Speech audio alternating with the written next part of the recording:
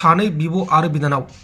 बे बिब' आरो बिनानावा गावसिनि थैनाय बिमाजों थांनाय 2022 मायथाइनि डिसेम्बर 8निफ्राय थागासिनो दंमोन। 1 बोसोरनै जासिगोन। नैबे सानबा थाबावबानो 1 बोसोर जायोमोन। बे गोथै सह'जों 1 बोसोर थाबोगासिनो दंमोन। गोथै सह'खौ फबाखैबो सावाखैबो न' सिङावनो दोनबोगासिनो दंमोन। राम प्रसाद नार्जारी आरो सन्जय बसुमतारी बिथांमोना उत्तराखंडनिफ्राय न' फारसे सफैबाय आरो बिथांमोननि थाखाय न'खरनि मानसिफोरा गोबां जानाय मुवा बेसाद जेरै अमा बेदर, दाउ बेदर आरो बिदिनो माखासे बर'नि जानाय मुवा बेसाद संनाय खावनानै मैया दोननाय जादोंमोन आरो बिथांमोना मैयाहाय सफैदों आरो बिथांमोना सफैनानै गावसोरजों जानाय जाथायखौ खौरांगिरिफोरनि सिगाङाव फोरमायदों। गोबां दुखुनांथाव जाथायमोन बियो। बिथांमोनखौ रैखा खालामनो हाबाय आरो बिथांमोना बेखौ रैखा खालामनो हानायखौ लानानै उत्तराखंड सोरखार आरो आसाम सोरखारखौ साबायखर बावदों। दा बिथांमोननो बिटिआर सोरखारा T stall, mobile T stall जेरै गारियावनो जाग्रा मुवा बेसाद फाननो हानाय बेबायदि होनाय जागोन होननानै बुंदों बा रादाय होदों। दा बे जोबथ'लायबाय। दायो माखासे बाथ्राखौ खोनासंबानो जाबाय। अब्ला जोंहा मोनसे जोबोर गिथाव बाथाव खौरां दङ। बे गिथाव बाथाव खौराङानो जाहैबाय सानै बिब' आरो बिनानाव। बे बिब' आरो बिनानावा गावसिनि थैनाय बिमाजों थांनाय 2022 मायथाइनि डिसेम्बर 8निफ्राय थागासिनो दंमोन। 1 बोसोरनै जासिगोन। नैबे सानबा थाबावबानो 1 बोसोर जायोमोन। बे गोथै सह'जों 1 बोसोर थाबोगासिनो दंमोन। गोथै सह'खौ फबाखैबो सावाखैबो न' सिङावनो दोनबोगासिनो दंमोन। बे जाथाया जादों उत्तर प्रदेशनि वाराणसियाव। सानै बिब' आरो बिनानाव बिसोरहा गोथै सह'खौ गारनो थाखाय रां गैयामोन, नेमखान्थि बानायनो थाखाय रां गैयामोन। बेनि थाखायनो बे जाथाया जादों आरो न' खाथिनि बाहागिफोरनोबो रावनोबो खोन्थायाखैमोन। उनावहाय गासिबो जाथाया सोराङाव फैबाय। बिनि उनाव पुलिसा गोथै सह'खौ बोखांबाय आरो जाथायनि सायाव नायबिजिरनाय जाबाय। बिसोरो गोथै सह'खौ 1 बोसोरसिम धुप लगायनानै दोनबोगासिनो दंमोन। गोथै सह'नि खाथियावनो ओंखाम जादोंमोन, थाफादोंमोन, उन्दुफादोंमोन, बेबायदि दंगासिनो दंमोन। थैनाय बिमाया जायबा 1 बोसोर सिगां थैदोंमोन बेनि मुङा जाबाय उषा देवी आरो फिसाजो सानैनि मुङा जाबाय पल्लवी त्रिपाठी 27 बोसोर बैसोनि आरो वैश्विक त्रिपाठी 17 बोसोर बैसोनि।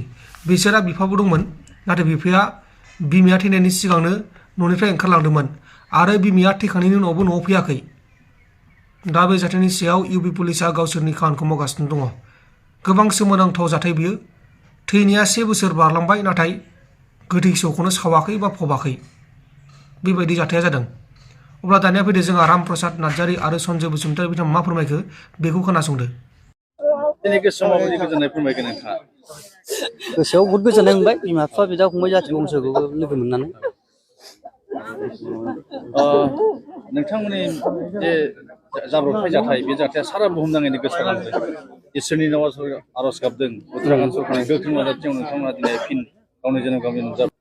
बिनि थाखाय उत्तराखंड सरकार, भारत जेनेबा आसाम सोरकार बिराद रोजा रोजा साबायखर बिसोरनि थाखाय। जाथायनि थाखाय फोरमायनो हागोन। माबोरै जायामोन जे? जाथाया जोंनि डिउटिया हरनि 8टायावमोन। 11 तारिख 8टामोन। बिदिनाव जोंनि डिउटिया 8टाया जोंनि डिउटिया जाहैबाय 210 मिटार गोथौआवमोन। बिनिफ्राय जोंखौ फार्स्ट टाइमाव आंखौ लानानै थांदों 210निफ्राय फेसाव लांदों 2000 मिटार गोजौआव लानानै थांदों। बेनिफ्राय मेचिन सालायनो मानसि गैया होननानै लांदों। ओंखाम सालायनो मानसि गैया होननायाव मेचिनखौ ओंखाम सालायनांगौमोन। बास आं थांबाय। थांनानै बास जोंथ' जेबो बे 2000आवथ' जेबो रेकर्ड मोनहैया, बेयाव जेबो आवाजबो खोनाहैया। बेनिफ्रायनो बिसोरखौ 3टा बाजियाव सानै लानानै थांबावबाय। बेनिफ्राय जों फैनाय समाव जोंना नैबाय दंमोन जोंनाव 12 जनाव जों 7 थांबाय। बेनिफ्राय सावथालफोर दंबावो झारखन्डनि, उरिसानि, इउपिनि बिसोर दङ आरो हिमाचलनि बिसोर थालांबाय। थालांनानै ओमफ्राय घटनाया जाबाय 5:30 जादों। 5:30 जानायखौथ' जों घटनाखौ जों जेबो मोनथिहैया, खोनाहैयाबो बाव एथ' गोथौआव। ओमफ्राय दाना खबर मोनबाय, माखासे खबर मोनबाय, खारला खुरला जाबाय, एसे खबर मोनहैग्रोबाय बिसोरो। खबर मोननानै एसेल' गोलैदोंमोन फार्स्टआव स्टार्टिंआव, एसेल' गोलैबाय। ओमफ्राय दाना खबर मोननानै जाय फाराफारि बिसोरबो जोंखौ मेसेज होबाय, बाहेरायाव माबा घटना जाबायना ओंखारदो होनबाय। ओंखारबाय जों, ओंखारना ससे फैबा जोङो दाना गारि सारि बलेर'आबो फैग्रोबाय, गावसोर फरमेटफ्रा सानै फैग्रोबाय, बिसोर थाबथा जाबाय। दाना गारिया फिदिंफिनबाय। जोङो हाइद्राजों जा जाय गाखोना फैजोब्बाय। जेखनाखि जों 200 सौफैयो होमबा लामा कमप्लिट बन्द'। बै समाव नोंथांमोननि गोसोआव गोसोआथ' सिगाङाव एसे बहुत गिनाय फैदों। गोलैनाय सिस्टेमावथ' नों खुनु बन्द' जानायनि नामखौनो लाखायाखै, थाबथानायनि नामावनो गैया। ओरैबायदि जादों आरो बेनिफ्राय बे जाबाय आंनि गोसोआव दा जोबोद गोजोननाय मोनदों मानो होनबा गामिनि लकेल मानसिफोर जेसेबां दं गासिबो नुफैबाय इसोरनि अननायाव जोङो दा मोजाङै सौफैबाय दा बिराद खुसि बिराद मोजां मोनदों गोसोखौ बिराद सान्थि मोनदों आरो बै जाथाया सोमजिदोंमोन बे जाथाया माबोरै जानायमोन मिथिगौ नामा नोंथाङा बे जाथायखौथ' जोंबो मोजाङै नुवाखै उनावसो जोंखौ थांनानै खिथाहैदों खालांनानै 17 दिन गुदुं सिङाव जे नोंथांमोना थाबथाना दंमोन माबोरै सोलियोमोन बै समाव जानाय मोनबाय नालाय बेजोंनो जों सोलिनानै थाबाय मुरि सोहरदों बादाम सोहरदों काजु बादाम सोहरदों सारि इंसि पाइपजों स्पेसियेलि मा खामानि मावोमोन नोंसोरो बै गुदुं सिङाव थानानै जोङो एलजि लगायोमोन एलजि लगायो सर्टकेट सारो ग्राउन्डिं खालामो जाथाय जानायनि बेसेबां गोबाव